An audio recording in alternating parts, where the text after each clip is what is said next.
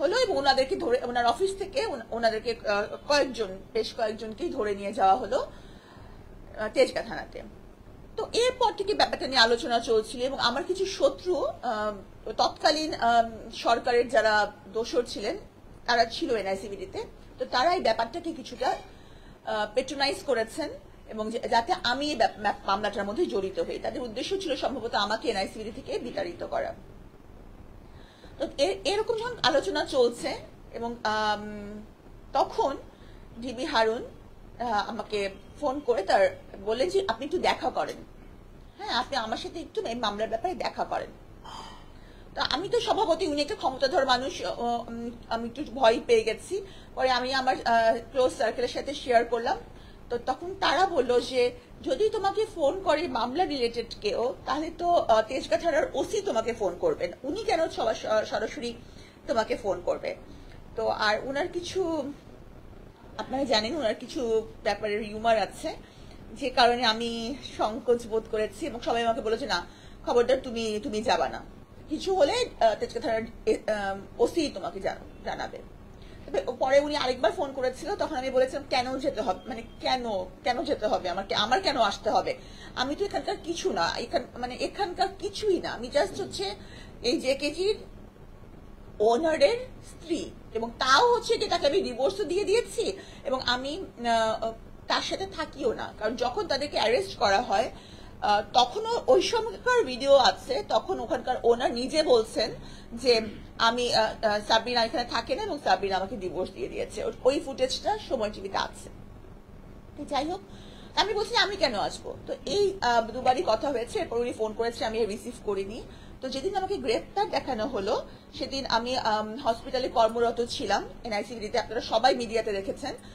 ওখান থেকে আমাকে জিজ্ঞাসাবাদের জন্য ডিসি অফিসে ডাকা হলো।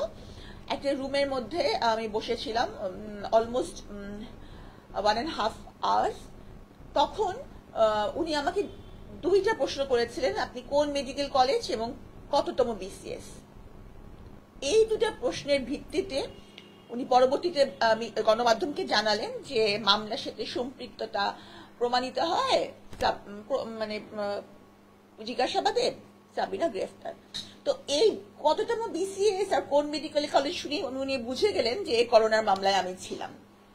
তো যাই হোক, এবং আমার একটা আইন আছে যে কোনো সরকারি কর্মকর্তাকে গ্রেফতার করতে হলে তার ঊর্ধ্বতন কর্তৃপক্ষের কাছ থেকে অনুমতি নিতে হয়। উনি এনআইসিবিডির তৎকালীন পরিচালকের কাছ থেকে কোনো অনুমতি নেননি। আর আরেকটা ব্যাপার হচ্ছে, এটা এই গত সপ্তাহে খবরের কাগজে এসেছে যে সরকারি কর্মকর্তাকে গ্রেফতার করতে হলে সুনির্দিষ্ট তথ্য প্রমাণের ভিত্তি লাগে। তো উনি কোন তথ্য প্রমাণের ভিত্তিতে আমাকে উনি গ্রেফতার করলেন? কারণ হচ্ছে যে এখানকার জয়েন্ট স্টকের কাগজে আমি এটার কোনো মালিক না, এটা একটা প্রোপ্রাইটারশিপ কোম্পানি, এখানে চেয়ারম্যান বলে কোনো পোস্ট থাকে না। একটি কাগজেও আমার সই নাই। আমি কোনো একটা মানুষ, কোনো সাক্ষী এসে বলে নাই যে সাবরিনার কাছ থেকে তারা কোনো টাকা নিয়েছে, সাবরিনা তাদের কাছে টাকা নিয়েছে অথবা তারা সাবরিনাকে মানে কোনো সার্টিফিকেট দিতে দেখেছে। তো কোনো কিছুই নাই। উনি আমাকে কেন কিসের কারণে, কোন শত্রুতার জেরে বা কার হুকুমে উনি আমাকে এই মামলায় সম্পৃক্ত দেখিয়ে গ্রেফতার করলেন। আর আরেকটা কথা হচ্ছে যে কারাগারে এই আমার মরহুম স্বামী, যার যে ওনার, উনি কারাগারের মাধ্যমে, এখন এই কারাগারে সিল দেওয়া আছে, উনি তো কেরানীগঞ্জ কারাগার থেকে আমাকে একটা চিঠি পাঠিয়েছিলেন কাশিমপুর কারাগারে। সেখানেও স্পষ্টভাবে উল্লেখ আছে যে এই মামলায় আমার কোনো সম্পৃক্ততা নাই, আমি কোনোখানকার সিগনেটারি না, কোনো কিছু না। সে চিঠিও আমার কাছে আছে। তাহলে কিসের ভিত্তিতে উনি আমাকে গ্রেফতার দেখালেন? তো যদি কোনোদিন সুযোগ হয় তাহলে অবশ্যই আমি ওনার কাছে জানতে চাইবো, এবং আল্লাহ পাকের কাছে আমি দিন রাত ওনার বিচার চেয়েছি।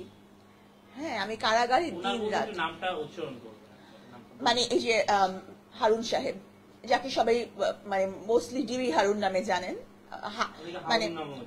মানে হাউন আঙ্কেল, যিনি হাতের হোটেলের ওনার, তো উনি আর কি। আপু আসলে এই যে আপনি যে এত নির্যাতন হয়েছেন, আরো অনেকে নির্যাতন হয়েছেন, এবং আপনি কি এটা জানেন যে অনেকেই বলছেন যে হারুন সাহেবের কাছে কোনো লোক গেলে আসলে মেয়ের লোক গেলে খালি হাতে ফেরত আসে না, এটা আসলে কিভাবে, এটা আপনি এটা কি চোখে দেখছেন, এবং খালি হাতে ফেরত আসে না বলতে কি বুঝায় মানুষ? খালি হাতে ফেরত আসেন মানে মানে এটা আমি বুঝলাম না। যেমন আমরা দেখলাম যে যে কোনো মেয়ে গেলে আসলে একদিনের ভিতরে কাজ সলিউশন হয়ে যায়, ঠিক হয়ে যায়, কিন্তু ছেলেরা গেলে অনেকদিন ঘুরতে হয়, পিছনে পিছনে দাঁড়ে দাঁড়িয়ে ঘুরতে হয়, কিন্তু মেয়েরা গেলে তার কাছে আসলে এত প্রাধান্য কেন পায়?